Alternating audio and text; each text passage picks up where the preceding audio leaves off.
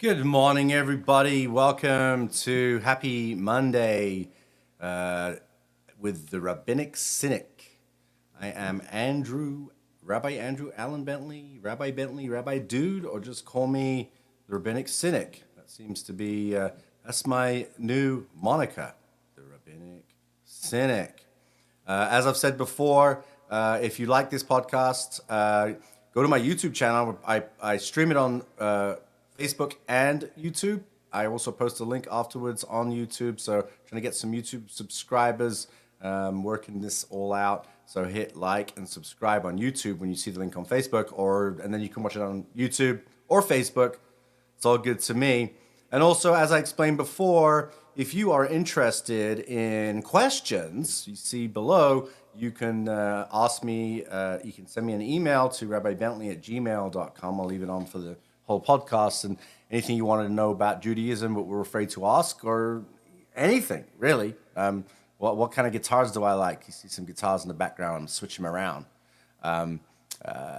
Or what video equipment I use. But mostly it's like ask the rabbi, and I'll give you some kind of good answers, or maybe answers that don't satisfy you, because I'm quite cynical about my own answers even as well, because nobody really does know everything.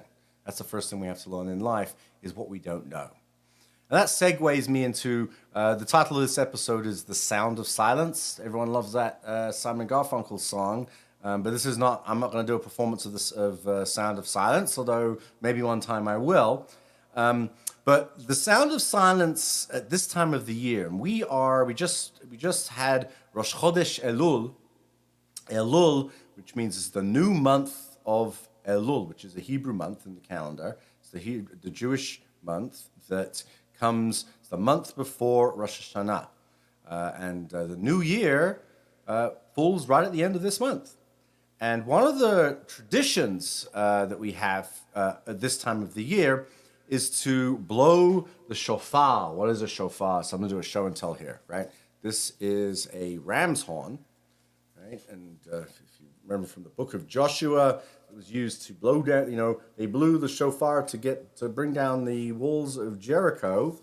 It was also, how it falls into the Jewish high holidays in this month of Elul, is the Jewish high holidays is a time of introspection, a time where we're considered to be on trial, so to speak. Not necessarily on trial like in the literal sense that we see it, but our actions are being judged over the previous year by God. That's the traditional view in Judaism, and so during this whole month preceding Elul, right, where we're going deep inside, we're really working on ourselves, right, self-improvement. It's a perfect time for you to find exercises in mindfulness, and the shofar itself, I believe, is an exercise in that, which I'll explain in a second.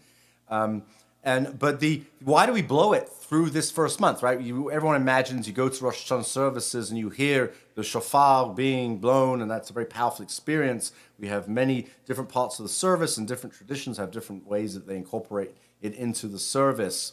And I'll explain that more a little bit as we go through this month, and that's kind of my theme. This is the high holidays. But this was also blown by Moses. When he was repenting for the Jewish peoples, the Israelites, praying to the golden calf after the Ten Commandments were given for the first time, right? Everyone saw the movie, right? The Mel Brooks film, right? When it drops, what was that? Monty Python. Monty Python. No, it's Monty Python. Here we have Shavua Tov, Crystal. Here we have the 10 Commandments. I wonder what the other 5 were. But Moses came down from the mountain. The Israelites they couldn't wait, right? They were impatient. They had to order it on Amazon Prime. They needed God on Amazon Prime delivered the next day. So the shofar represents the blowing of this through this whole month. And so there's a little parable that explains that it's a way to distract Satan, right? So Judaism, we don't understand Satan as the real Satan, right? Hey, Jerry. Oh, yes. I'm very looking forward to my new chapter at Desert Outreach Synagogue. I really do. And really am. We'll talk about it in a second. We don't plug there. got this great organization that I am happy to be part of the clergy team for. Anyway, so back to the shofar. So the idea, so we don't believe in Satan in Judaism, but we believe that the word Satan means prosecuting attorney. So this little parable is that we blow it every month this year so that the prosecuting attorney will get confused. They think, oh, we should blow it on Rosh Hashanah. But why are they blowing it every month? So maybe they'll forget. The prosecuting attorney in heavenly court, so to speak, or will forget what day Rosh Hashanah is, and they won't show up for court. So I think that's a cool little parable. But the real idea behind it is and this is where the idea of the sound of silence is. And so the shofar is referred to as the kol demama daka, the still silent voice, the sound of silence, right? It's a shrill. I'm going to blow it after this at the end of the podcast. But it's the notes of it awaken something deep in your soul, deep in your consciousness, and it's supposed to allow you to have that kind of meditation. It's like a mantra where you can look into yourself, figure out all the things I did wrong in the last year, right? What did I do wrong? What did I do right? How can I improve myself? How can I treat other people better? What am I grateful for in life? That is the whole theme throughout the high holidays. Is that we look for that, and we have a whole month where we can really work on ourselves, so that as we come to the new year, it's like you don't make the New Year's resolution on New Year's Eve, right? Right. So you actually think about all the different things, and there's a process through that. And the shofar, it's usually blown after the service, and everyone's together to hear. Everyone hears it together. So that's the purpose of the shofar. And Elul is a time where we look for forgiveness. We seek forgiveness, right? So what does that mean, forgiveness? Well, it means a couple of things. It means we have to, first of all, we need to forgive others, right? Others that we may have seen have wronged us. But we also have to forgive ourselves. We have to let things go, right? Not having, when you let things just eat you up inside, it's not healthy, right? And we know it's not healthy. Stress is not healthy. Depression is not healthy. The mind affects the physical body. And so Elul is a really good exercise in achieving this act of mindfulness before we enter into the high holidays, before we come into the new year, and then Yom Kippur, where we fast and the gates of heaven are open for us. Our own minds are open. The process of fasting, right? It's something used throughout in many different world religions, and it achieves the same purpose, right? It's a way for us to take away from the physical and kind of realize in life what is important. That still silent voice, that powerful voice of the shofar, is prayer without words, right? You don't formulate it. It's feelings. It's to open up your feelings and then your heart, so that then your mind will then start to think and free form into ideas of how I can become a better human being. How can I find acts of forgiveness for myself? How can I learn how to be forgiven? How can I forgive others? And so that brings me, as you know, I'm a big sci-fi fan, and I've been eagerly watching She-Hulk Attorney at Law, Marvel's She-Hulk Attorney at Law. Say it in my British accent. I don't know, She-Hulk. If I say it in the way I used to talk when I was growing up. I think it's it's a short, they're pretty short, but they do the little Marvel Easter eggs. I like the idea, this is a spoiler alert, so you haven't seen the episode yet.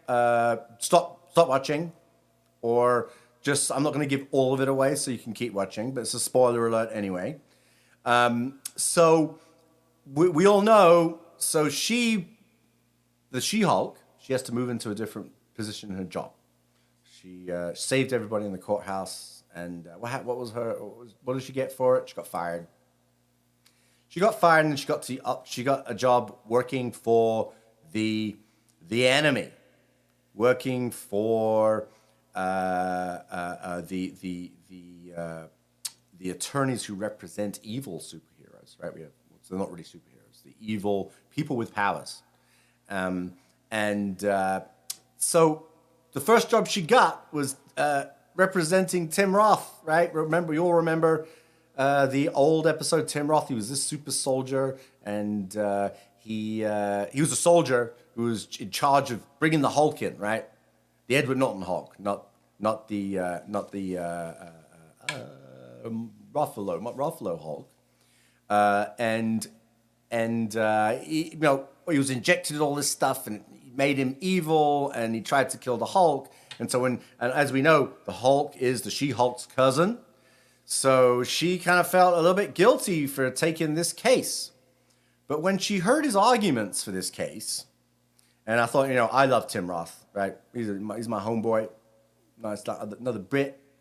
And so she had to go and see him and he's a very dangerous man. It was almost like the references to Silence of the Lambs, right? She got very, it's really funny, right? It was the do I have to worry about him eating my liver with some fava beans and Chianti? I thought that was awesome. And anyway, she talks about him, and he says, I've changed. This was the government injected it to me. The Hulk went around and destroyed cities, but why am I still in jail, right? I fought for my country. Very valid point he made, and she understood it was a very valid point. But how was she going to approach this to her cousin, who was almost killed by him? And it was like they built it up, and it was just like, so Bruce Banner, who's Hulk and Bruce Banner at the same time, right? Mark Ruffalo, wonderful actor, and she's calling him up, and he goes, you're telling me, you're not asking me, you're telling me you're taking the job. You're taking the job to represent this guy that to try him getting out of jail, who tried to kill me, and she's apologizing, and Bruce Banner said to her, "Well, yeah, we worked past this. I've forgiven him. He wrote me a beautiful haiku." Anyway, you got to watch the episode. It's a great episode. But the important thing about this episode that I think is so appropriate, and I know the writers had no idea it was Elul when it was airing almost Rosh Chodesh Elul, the beginning of the month of Elul, is that the Hulk, after all of everything he'd been through with this guy who really, really tried to kill him, said, I'm past this. I forgave him. And he reached out, So that's what it's all about, right? Is that kind of forgiveness. And I thought Marvel has a wonderful way of humanizing. It's sci-fi at one of its best forms. It really tells a story. It doesn't matter if it's a superhero story, but it's a human story. The idea that you can really move past this. They moved past it, right? So how that proceeds in coming episodes, right? Because it's kind of very we don't know, and I'm really curious to find out. The one other thing I love about the She-Hulk, and this is separate from the acts of forgiveness, is they always break the fourth wall, right? The fourth wall in film. Anyone that studies film, I'm a film major myself. Anyone that studies film knows the fourth wall. Like, you break the fourth wall is when you're talking to the camera, you're talking to the audience, right? Talking to the audience. Right now, I'm breaking the fourth wall. But the fourth wall, when you're telling a story, is different, right? So you're bringing the audience in, right? So when you bring the audience in, you're trying to teach them something as well at the same time. I think that's a great purpose in filmmaking, is using that fourth wall, right? You're just talking, and it's like everyone, the world goes on around you, and then you're looking at a camera, right? Like vlogging, and it's been used throughout film history, and so I love that part of the She-Hulk. I'm a fan. We're going to do a Game of Thrones House of the Dragon tomorrow. We haven't watched it. We were going to watch it last night, but we didn't. We got distracted. So the forgiveness. If the Hulk could forgive, you can forgive, right? The Hulk, not known for his temper, is known for his temper, but he forgave. We can forgive. We can forgive each other. We most of all forgive ourselves, and that's the message. And so with that, I am going to leave you with the sounding of the shofar. I'm going to move my microphone further away so it does not blow your ears out. I'm going to move back a little bit. And so we do a long blast. We do a 3 ba-da, ba-da, ba-da blasts. And we do a da-da-da-da-da-da-da-da staccato blast and another long blast. And I'll explain a little bit in the next episode, and tomorrow. I will explain what each one is, right? Shvarim, tekiah, shvarim, truah, shvarim, truah, all the different sound notes that the shofar makes. So it's good. You need an embouchure like you're playing the trumpet when you blow it. So I'm going to now blow the shofar. So listen to that still, silent voice in you. The kol de mama daka.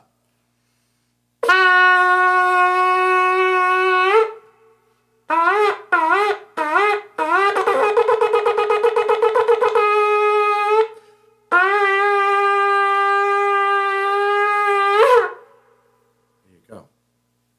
And we thank the ram. This is all eco-friendly, so that it wasn't killed just for the horn. Just to let you know that there are specific rules that make a shofar kosher. So everybody, that's the show for today. Don't forget to like and subscribe. And if you want to send me an email and ask me any kind of questions, Jewish high holidays coming up, I'm more than happy to answer your questions. Chodesh Tov. And so everybody live long and prosper, and may you have a wonderful week. Bye.